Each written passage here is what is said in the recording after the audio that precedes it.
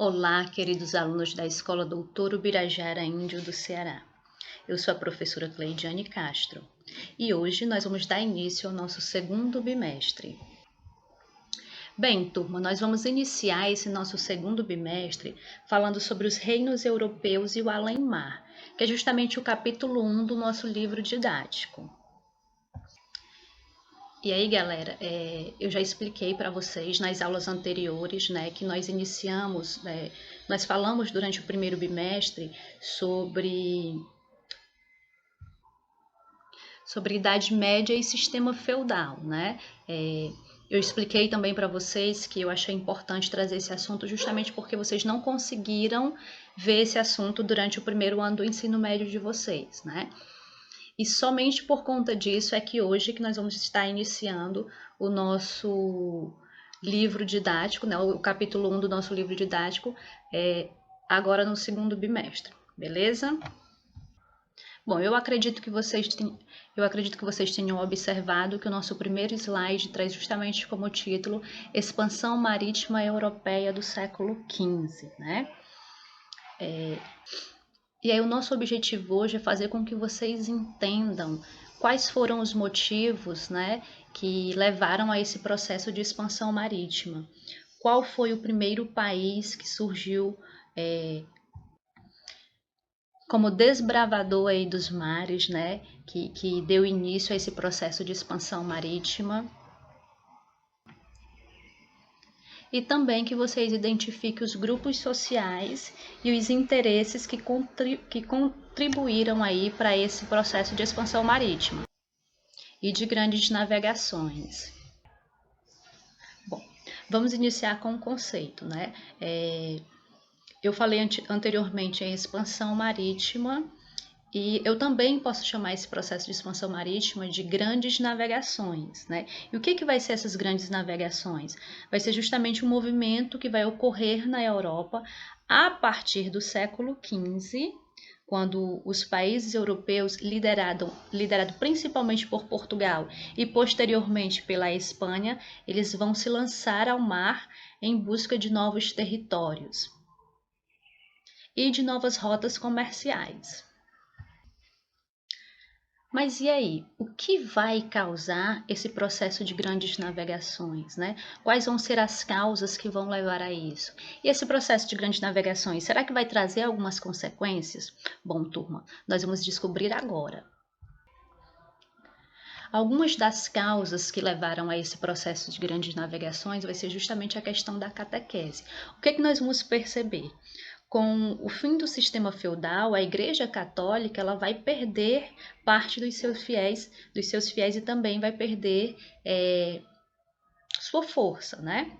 Então, para reconquistar esses fiéis e também a sua hegemonia, a sua força, a Igreja Católica ela vai começar a buscar aí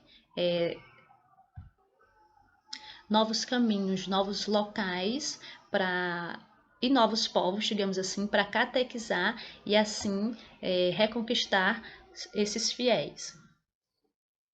Ou melhor, conquistar novos fiéis, né? Um outro fator que vai favorecer as grandes navegações será justamente a questão tecnológica. Então vão surgir alguns inventos, como por exemplo a bússola, a astrolábia, e a caravela, né, que vão tornar aí essas viagens cada vez mais seguras e mais rápidas para a época, né, gente? Lembre-se sempre disso. Um outro processo, e talvez um dos mais importantes, vai ser justamente a questão pela busca das especiarias.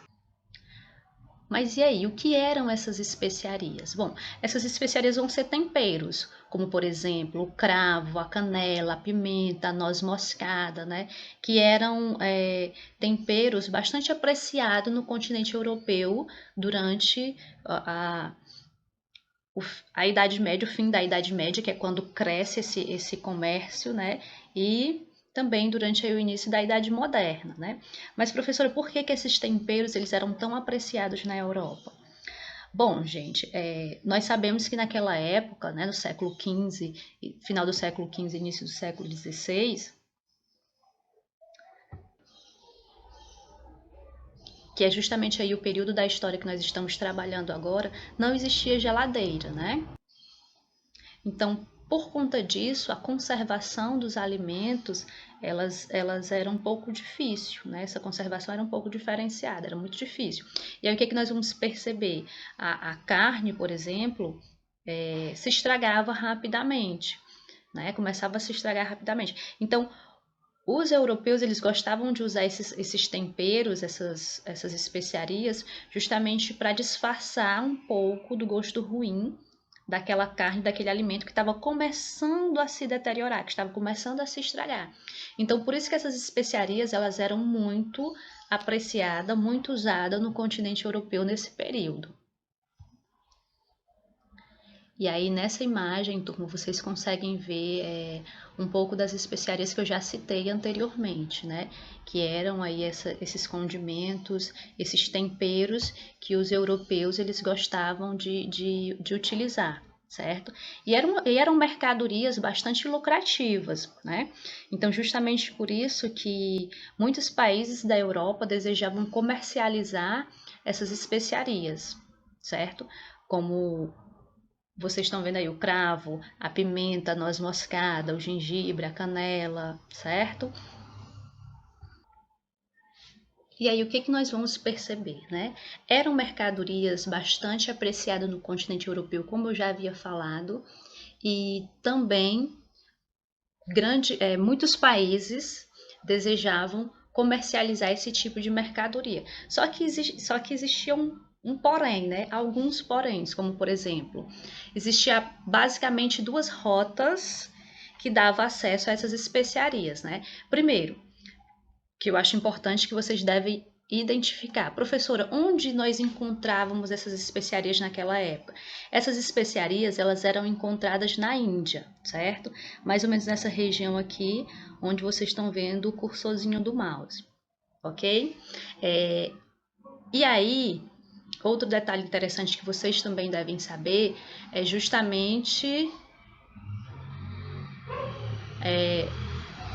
como eu já havia dito, existia basicamente duas rotas, certo? Que era a rota feita pelo Mediterrâneo e a rota feita por terra, certo? A rota feita por terra, ela ia ser basicamente essa daqui, tá bom? Nós íamos atravessar todo o continente europeu, ok? Cortar aqui pelo Oriente Médio até chegar aqui nas Índias. Seria mais ou menos isso. A outra rota era justamente a rota do Mediterrâneo, tá? Que vocês podem acompanhar aqui nessa linhazinha verde, tá bom? A rota do Mediterrâneo ia cruzar o Mar Mediterrâneo, chegar aqui no Oriente Médio, passar aqui pelo Oriente Médio e África, até chegar também aqui na Índia, certo? Então, existia basicamente essas duas rotas. Só que essas rotas, que eram as mais conhecidas, eram rotas que já existiam, assim, digamos, um certo... Eu não sei se eu posso usar a palavra domínio, né? Mas que, assim, já existiam pessoas, grupos que já dominavam essa rota, certo? E a rota do Mediterrâneo, por exemplo, né, era uma rota que era dominada aí pelos genoveses e venezianos, né, por esses dois grupos de italianos. Já a rota por terra, certo? Era uma rota que era dominada aí pelos árabes. Então, essa rota por terra, que eu havia mostrado para vocês anteriormente, era uma rota onde os árabes dominavam, e a rota pelo Mediterrâneo era uma rota que era dominada aí pelos genoveses italianos. Um detalhe interessante que existia aí um monopólio comercial entre os árabes e os italianos. Então, os árabes, eles na maioria das vezes, conseguiam essa mercadoria, levava até o mar Mediterrâneo e repassava, revendia aí para os genoveses e venezianos, que revendia essa mercadoria no continente europeu. O valor dessa mercadoria, muitas vezes, podia chegar até 40 vezes mais caro do que se era pago pelos árabes, por exemplo, né? Então, esse processo de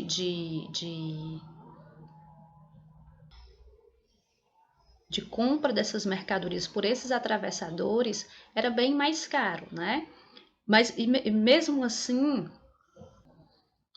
aliás, e observando esse detalhe, né, os portugueses eles chegaram à conclusão de que poderia pegar essa mercadoria por um valor mais em conta e revender em Portugal e até mesmo em outros países da Europa, lucrando bem mais, né? Bom, espera um pouquinho, professora. Por que que a senhora citou os portugueses? Bom, gente, eu falei no início da nossa aula que os portugueses eles vão ser os pioneiros nesse processo aí de grandes navegações. E por que que os portugueses eles vão dar início a esse processo, né? Bom, aí nós vamos atribuir alguns fatores a esse fato aí de que os portugueses vão ser os primeiros a navegar em mares desconhecidos. Fatores como, por exemplo, a unificação de Portugal, que inclusive nós já falamos sobre isso nas aulas passadas, certo? É, um outro fator, aliás, um outro fator não, né? O que vai levar a esse processo de unificação, né? A gente vai ver o que vai levar esse processo de unificação de Portugal, o que vai fazer com que Portugal seja o primeiro país do continente europeu a se tornar uma nação unificada, né? A se tornar um país independente, vai ser justamente o processo de Revolução de Avis, que vai ocorrer em 1385. Né?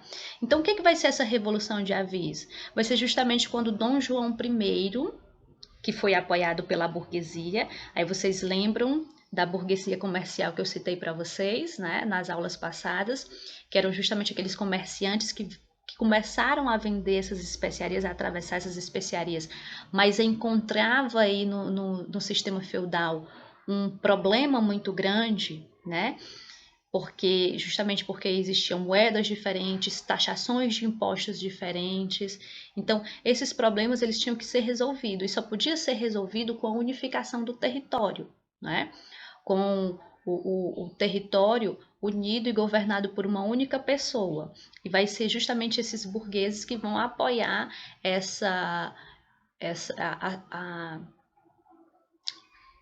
a subida desses reis ao trono, certo? Bom, eu não vou nem usar o termo a subida desses reis ao trono, porque até já existia reis, né?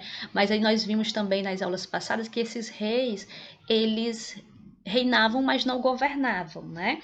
Então a ideia era justamente fazer com que esses reis reinassem e governassem, concentrassem o poder em suas mãos, não é isso? E vai ser justamente isso que vai acontecer em 1385 com Portugal, quando Dom João I ele consegue aí subir ao trono português, tornando Portugal o primeiro país da Europa a ser um território unificado, certo? E Dom João tinha muito interesse nesse processo de expansão marítima, certo? Nós vamos perceber também que um outro fator vai ser justamente o quê? A escola de Sagres, né? A escola de Sagres que vai ser criada no século XV. Mas o que era essa escola de Sagres, professora?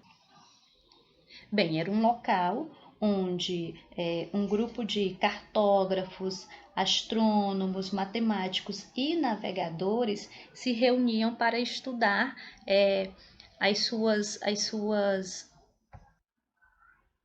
áreas, né? Áreas de conhecimento, e assim desenvolver cartas náuticas e até mesmo aqueles inventos tecnológicos que eu citei para vocês anteriormente, como a bússola, as caravelas e assim por diante, certo?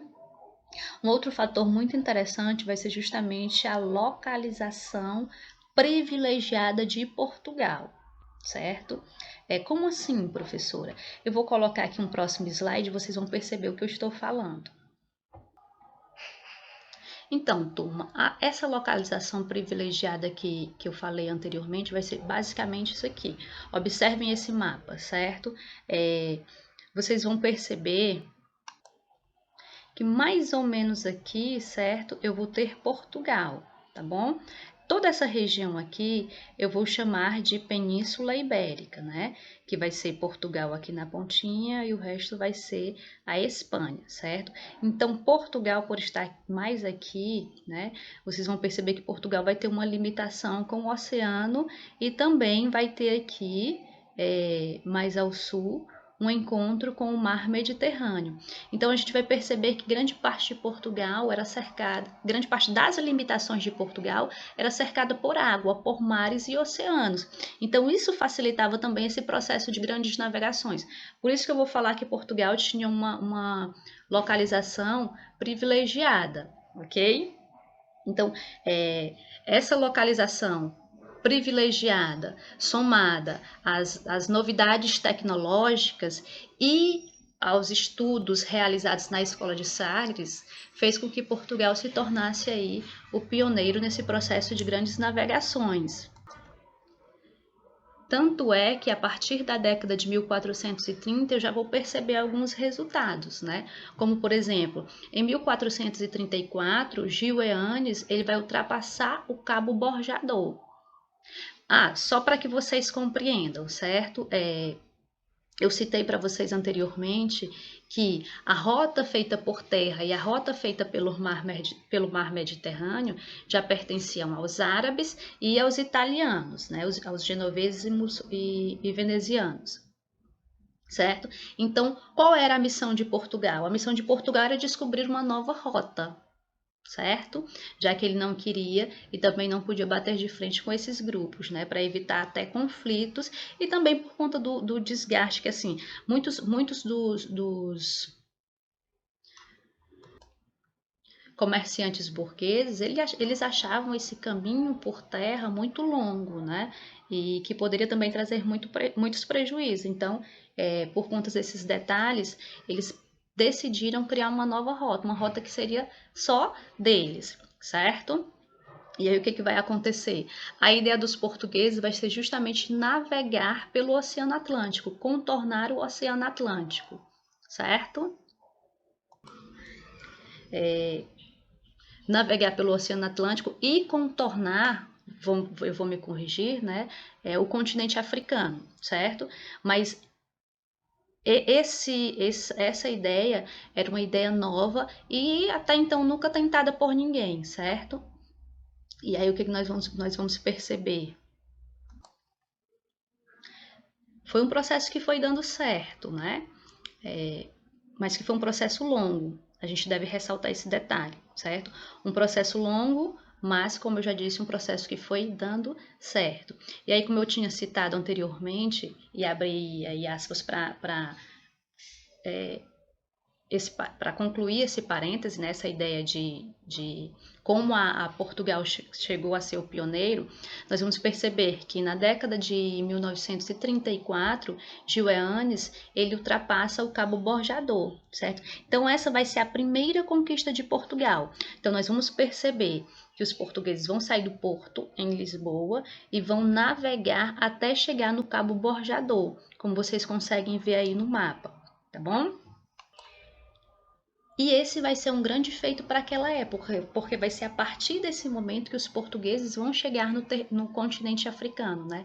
E vão passar a dominar o continente africano. E vão perceber também a dinâmica que já existia na África, que era justamente o processo de escravidão, né? E isso vai ser importante porque nós vamos perceber que a partir daí os portugueses eles vão passar a explorar essa mão de obra escrava e trazer os escravos africanos para comercializar na Europa e depois na América, quando eles chegarem aí até o continente americano, que a gente vai ver mais na frente, certo? Então, vencido o Cabo Borjador, nós vamos perceber que Portugal ele vai dar continuidade a esse processo de expedições, né? Em direção aí à Índia, mas pensando sempre em contornar todo o continente africano. E em 1444, voltando a falar dessa questão da escravidão, nós vamos perceber que pela primeira vez na história, os portugueses levam para Portugal, né, navios carregados de africanos escravizados, com a ideia de já comercializá-los, de vender esses africanos, certo? E em 1487, Bartolomeu Dias, ele vai contornar o chamado Cabo das Tormentas, que vocês conseguem acompanhar aí nesse tracejado dessa linhazinha vermelha, certo? Então, esse vai ser um grande passo para Portugal. Por quê? Né? Porque vai ser a partir daí, a partir do momento que os portugueses conseguem contornar o Cabo das Tormentas, então eles já estão com um pezinho aí na Índia, certo? Posteriormente, o nome desse cabo vai ser mudado de Cabo das Tormentas para Cabo da Boa Esperança. E em 1498, Vasco da Gama consegue chegar aí a Calicut, na Índia, certo? Deixa eu estar um pouquinho errado, eu coloquei 2 As, viu, pessoal? É só um A. Só que nós vamos perceber, turma, que anos antes de Vasco da Gama chegar às Índias, né? Uma outra nação, como a Espanha, por exemplo, também vai conseguir um grande feito. E é o que nós vamos ver no nosso próximo slide.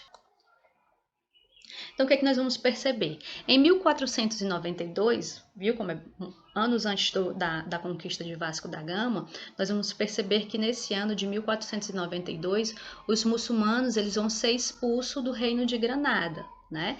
E aí o que, que vai acontecer? A Espanha, a partir desse momento, ela vai conseguir consolidar o seu estado, vai conseguir unificar todo o seu território, né? Tornando-se a partir daí um estado independente e unificado, tá bom? Isso vai ser importante porque os reis de Portugal, né, eles vão conseguir dar continuidade ao projeto de expansão marítima espanhol, certo? E para que isso aconteça, eles vão contratar o genovês, né, o italiano o italiano Cristóvão Colombo para trabalhar para eles. E aí, qual era a ideia de Cristóvão Colombo nesse processo de grandes navegações? A ideia de Cristóvão Colombo era basicamente navegar sempre em direção ao oeste, né? Saindo de Portugal, indo em direção ao oeste, né? E a partir daí, a partir dessa ideia, ele acreditaria que chegaria até a Índia. Né? Tanto é que a expedição comandada por Cristóvão Colombo vai sair do porto de Lisboa em maio de 1492 e em outubro de 1492 Cristóvão Colombo ele chega às Antilhas.